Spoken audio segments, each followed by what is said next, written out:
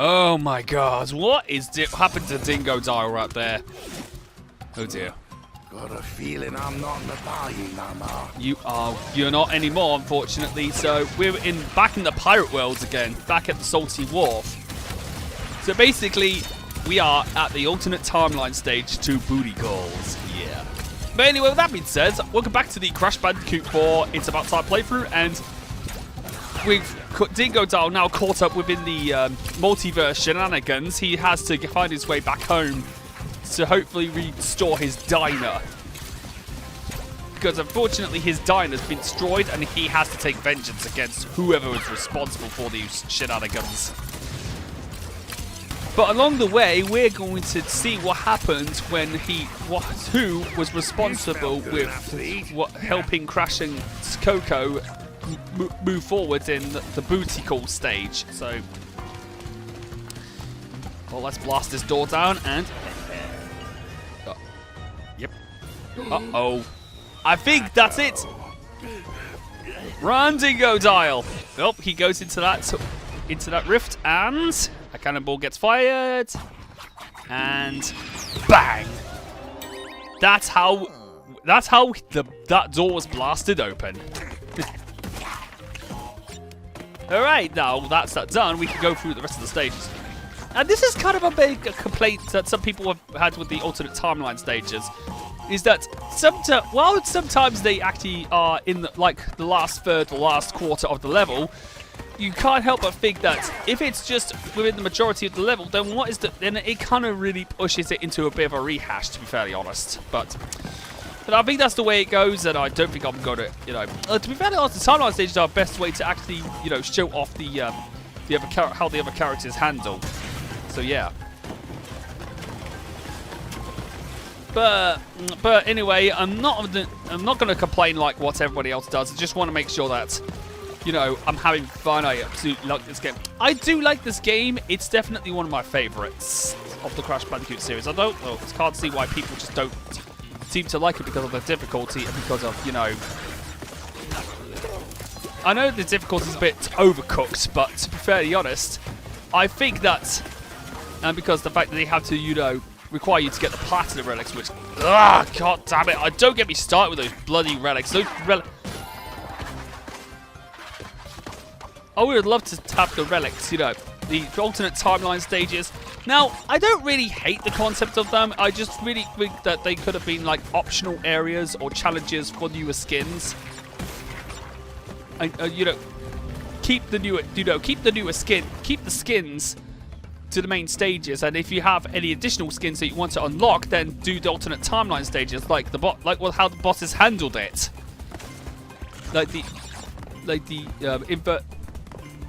The inverted bosses needs to be, kind of like, getting additional skins. The inverted bot basically fight the bosses again for additional skins, which is a good thing. The thing is, there should have been challenges where it's not for 100% completion purpose. The alternate timeline stages work to a degree, but the inverted stages, I kind of think that they should have actually,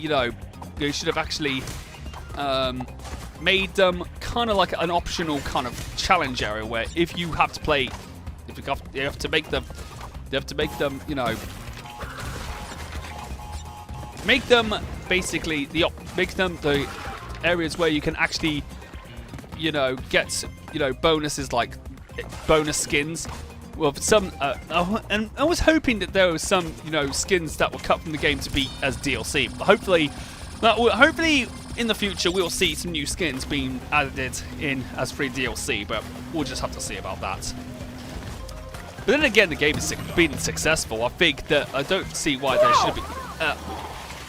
I completely missed that time, didn't I? But to be fairly honest, I was hoping to see if the game itself was going to have some more, I just really need to make sure that the game itself gets all those skins that were cut from the game. But going back to the inverted issue of the inverted mode, I'm sorry, but I'm going to be honest with you, I really think, while it's a good concept, I kind of think it kind of rehashes some of the levels, unfortunately, and will admit that. I just really wish they kind of, you know, toned down. How the hell did I survive that? I kind of wish that they actually kind of made them like a challenge, optional challenge. And the insanely perfect relics, they could have made the insanely perfect relics, you know, also something like a bonus thing rather than just, you know, the requirements for completion, like with the inverted stages. So yeah, other than that, and of course, and also speaking of which, I really wish that they made the relics, like the gold relics, the bare requirement for the completion, like what they did with Crash Bandicoot, how Crash 3 handled things. Thing is, Crash 3 handled everything perfectly, especially with the relics. Crash 4, without doubt, kind of really pushes it way to a ridiculous degree, so which kind of really makes getting 100% completion a bit of a pain to get the 106% completion. And by the time I got the 106% completion, it kind of was a bit, you know, with you knowing where Uka Uka is, unfortunately. But maybe that could be a kind of a cliffhanger to a new game, maybe. Hopefully there may be a new Crash Bandicoot game coming soon, so yeah. So yes, hopefully with the next gen releases and the Switch version, hopefully adding to the success, let's hope that Crash Bandicoot 4, It's About Time, is definitely hopefully will ensure the continuation of the series. But I shouldn't worry much about that, even if Crash Bandicoot 4 doesn't sell as well as Crash Team Racing Nitro Fueled or Crash Bandicoot's Insane Trilogy, because Crash on the Run is doing pretty successful, from what I hear.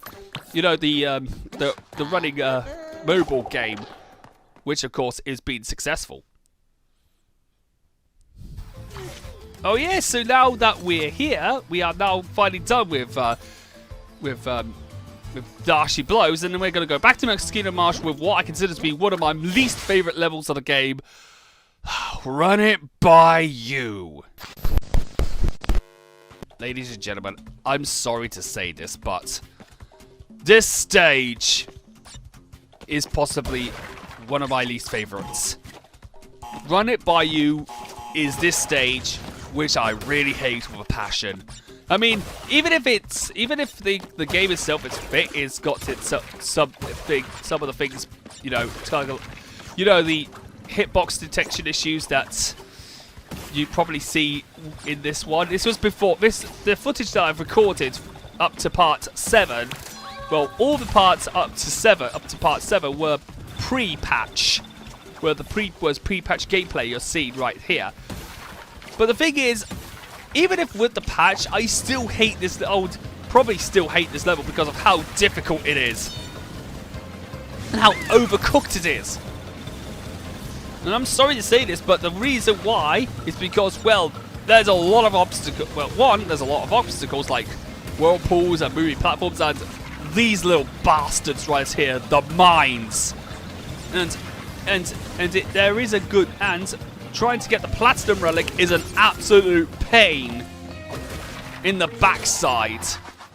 No matter if you like the stage or not, some of you might agree with me that this stage is an absolute one of these stages where, of course, you could really have to be so bad at it. No matter how good you are, it's so bad. It's so like designed to stay. Don't get me wrong, the game is well designed. The game is well designed. No, don't get me wrong, but it's just some of the stages just feel a bit too you know, go a little too overboard. It's just unnecessary to just pad out, you know, stages. I do like the longer stages because it kind of makes the game worth the 60, you know, the 50 £50 price tag, or the $60 price tag as it's known as in the United States. But for the most part, I just think that sometimes, you know, some portions could have easily been given a few, you know, there could have been an easy mode for newcomers, so they can, you know, manage a lot more easier. The thing is, most of these parts just feel a bit overdone and just unnecessarily, you know, just overcooked. I mean, I'm sorry, but that's just how I feel. Oh, I don't get me wrong. I do love Crash Bandicoot 4. It's about time, like what I said, but most of the time, my biggest problems is because of how difficult it is. It kind of really puts some people off from actually fully completing the game. I mean, I persevered. I basically hung in there. The thing is, I persevered. I hung in there to get the 106% completion.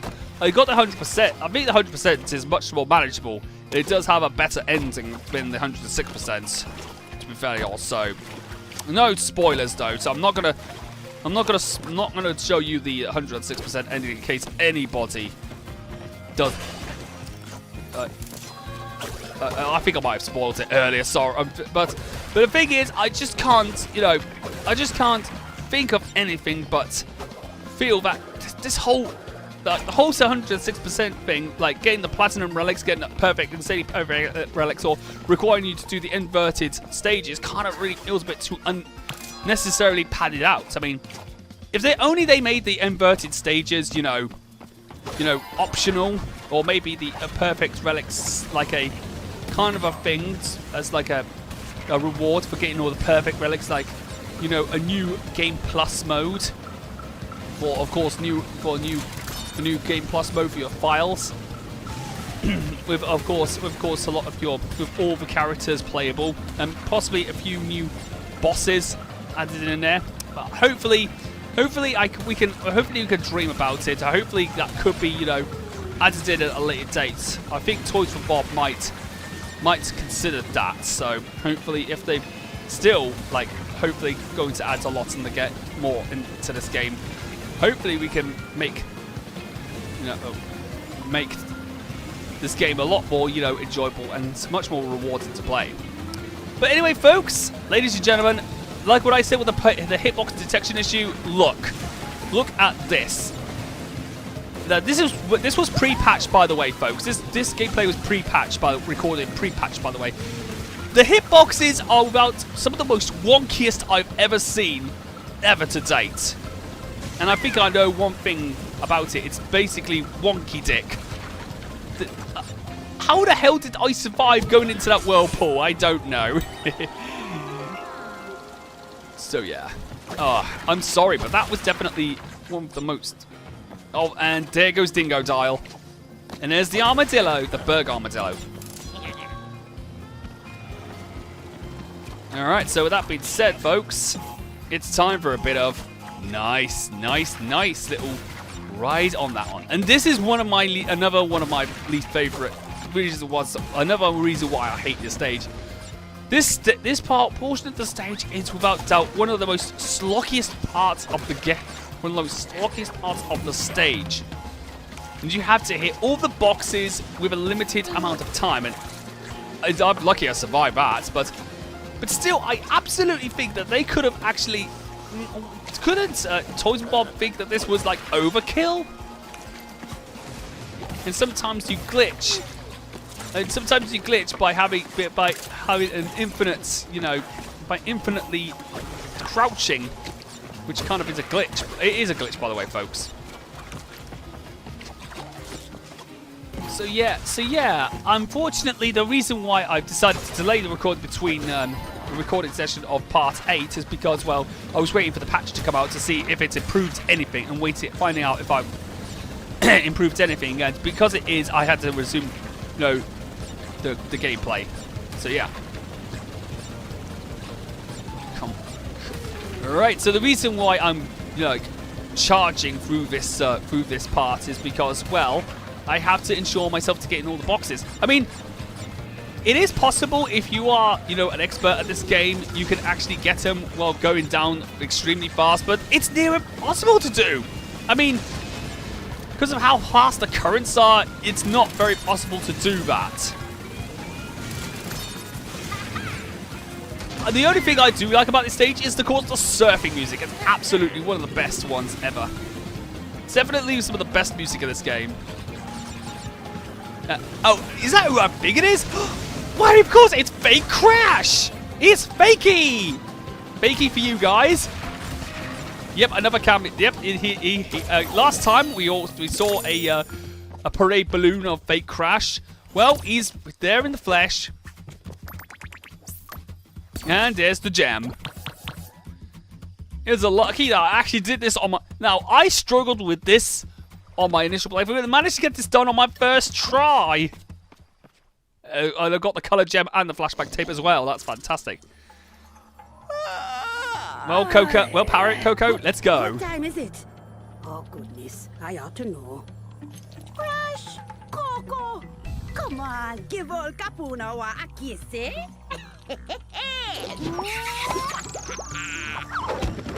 Don't look at me like I broke wind at a wedding. I'm time. I see everything. Oh, poor Crash. There's some very unexpected developments in your future. Your very near future. Shocking events that will change the course of your life. Yeah, just gonna stop you there before you tell us how we all die. Well, if you'd rather not know about the giant mask-eating monster from beyond the stars, Leaving now. that is your choice.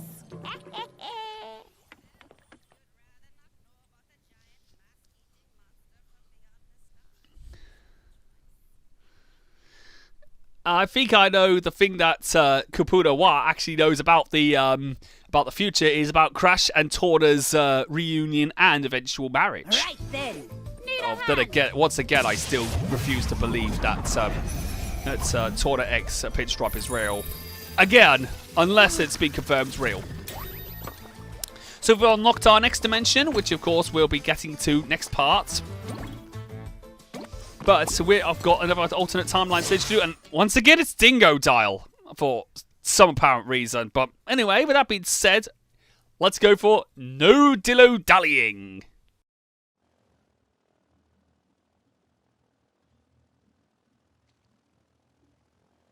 Alright, so we've got that food cart again, of that armadillo again. That's more like it. Now, which way's me going? Alright, here we go. Alright, for those who are not in the know, this is no dillo-dallying. The alternate timeline stage of the stage we just completed. It feels strange that we actually, I'm actually playing the same stage twice in a row, but only except in a different route with a different timeline character. So yeah. But anyway, like what I said, I'm sorry, but I'm still refusing to believe Pinstripe X Torna is real unless it's officially confirmed. And no, don't say about the Japanese manga, because that has been confirmed that it's not actual canon. If you've actually seen in Crash Bandicoot, the Crash Team Racing Nitro Fueled, Torna still has the Crash shirt on, which implies they're still both going out together. And that, although I will admit that game is kind of semi-canon.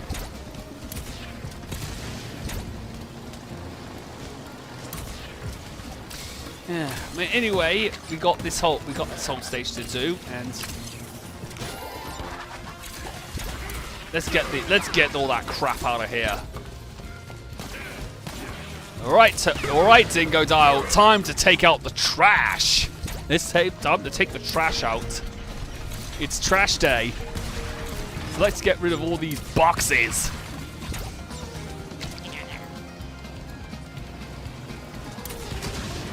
So we've got to get rid of all these nitros. This is obstructing our way.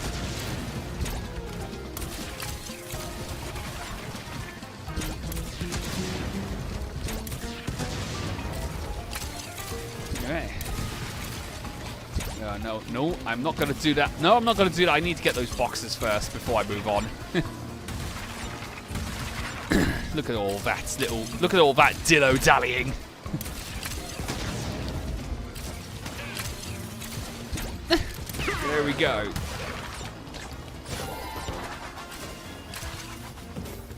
Hidden gem is found. Let's go. Stagnant water. Smells like home. Definitely.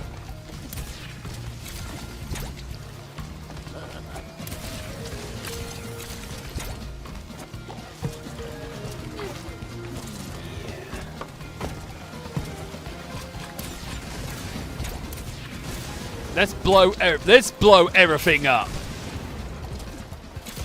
And I fucked up again. Yeah, I fucked up. That was my... I fucked up. I bugged up.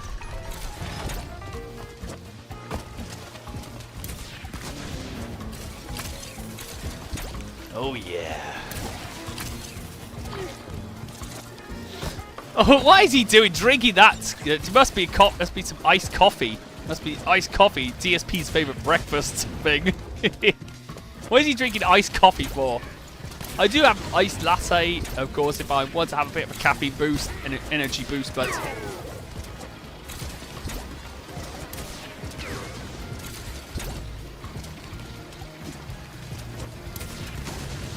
Anyway, with that being said, I think we've reached the end of the timeline stage. It was a lot more shorter in the actual Run It Bayou stage. Uh-oh, another warp hole. Not again! And he gets sucked in again. And Coco, you have to do it all again! She's going to absolutely be gagging for it.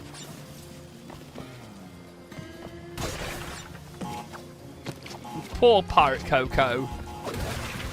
And the other, I think the other reason why Kapuna Wa can see into the future is because of, you know, the fact is that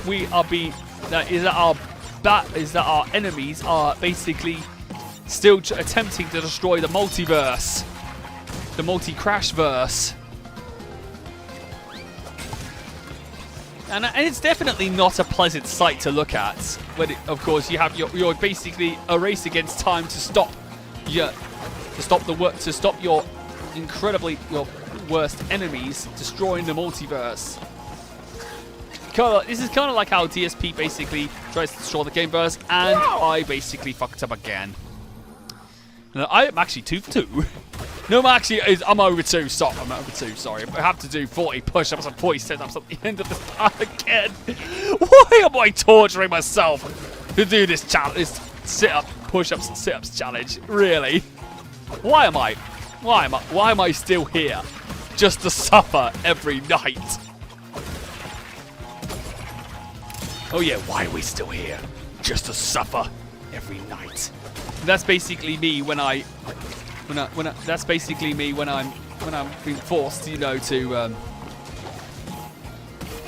I'm forced to, you know, go into lockdown. I'm probably saying, why am I still here? Just to suffer every night.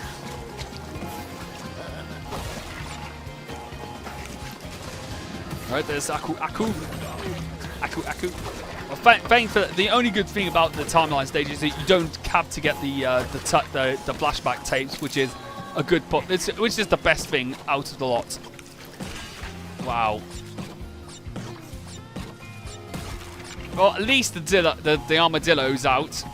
That could have been one of the distant relatives of Liz Bandicoot. All right, let's go. All right, so once again, let's go. I need to make sure I get all the boxes first. Probably need to let go so I can at least get... So at least I can, you know, get the boxes. But because the hit boxes are so small, it makes me feel like this is definitely a stage I just can't tolerate. On, get over there. Thank you. We got another Aku. So at least we got twice the protection. Oh, come on! See what I mean? The hitboxes are absolutely just way too small in this game. Oh, I missed! Oh, come on! What? How the hell did I miss that? See what I mean? The hitboxes are absolutely completely small. You just can't. It's nearly impossible to hit anything. Like, really, the hitboxes are just that small. You see there, I actually thought I hit the box and then I never hit it. And it claims I never hit it. What the hell?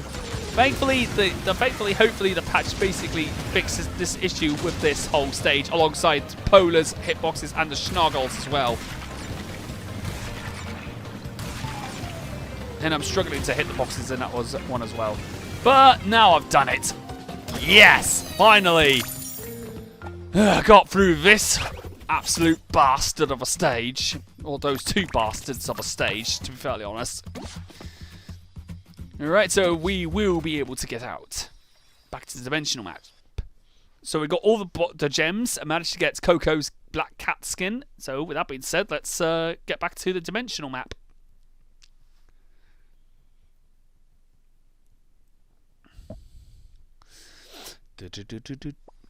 Alright, so that is it. So until next time, I will see you guys for the next part for when I'm going to take on the 11th dimension. So we'll cut out here and I'll see you guys in the next part where we'll confront Cortex. So see you guys later.